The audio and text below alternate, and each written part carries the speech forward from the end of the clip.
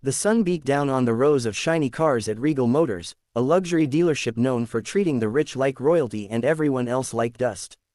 Jack Turner, a single dad and decorated war veteran, pulled into the lot in his old pickup truck.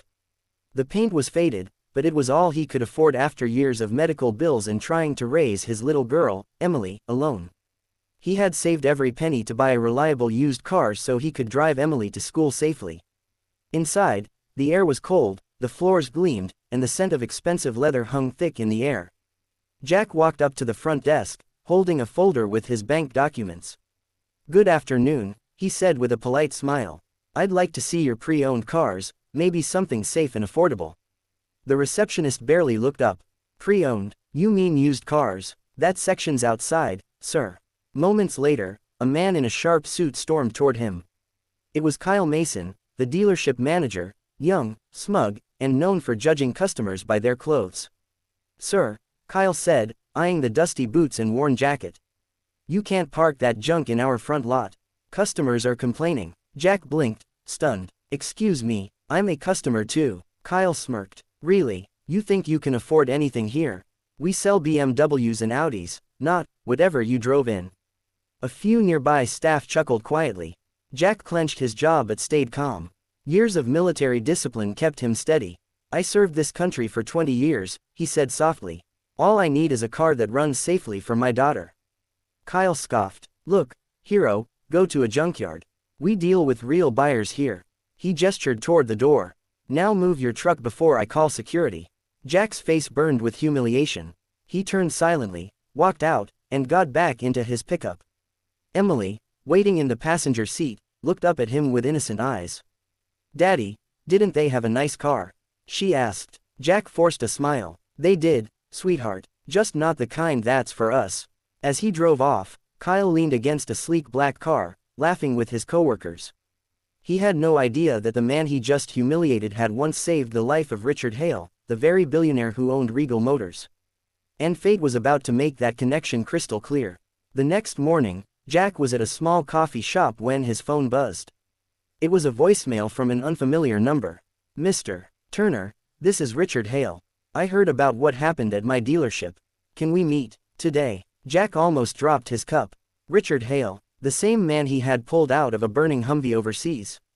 Years ago, in a dusty combat zone, Captain Jack Turner had risked his life to save an injured civilian advisor during an ambush.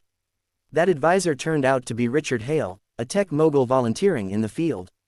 Hale never forgot the soldier who carried him to safety through enemy fire.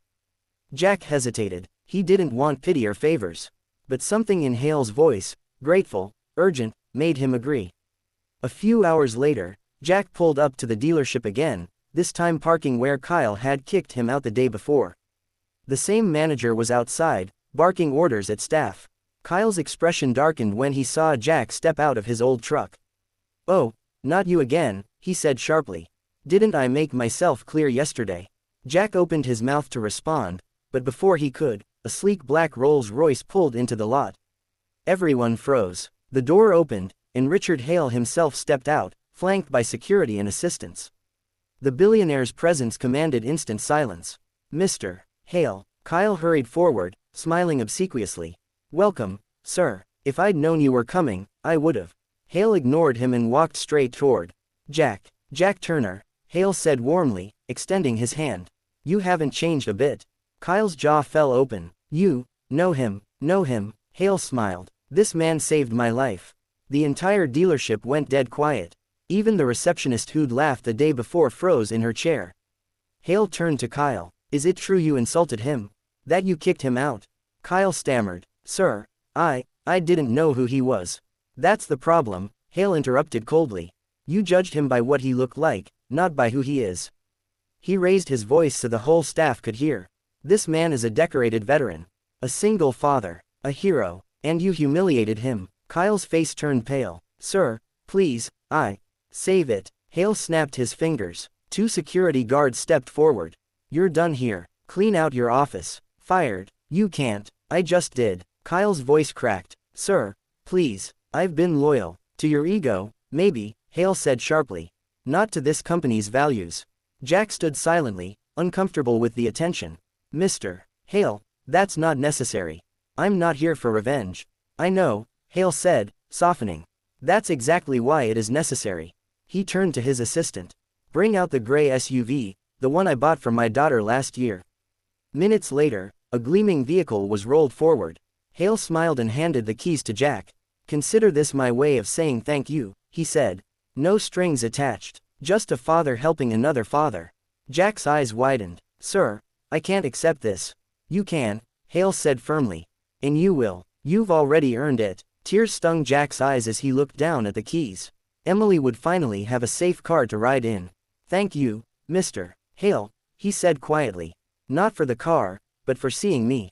Hale smiled. The world needs more men like you, Jack. Then he turned to the stunned employees. Let this be a reminder, respect is the true luxury here. Every person who walks through those doors deserves it. The staff nodded in silence, shame and admiration mixing in their eyes. As Jack drove away in the new SUV, Emily's laughter filled the air.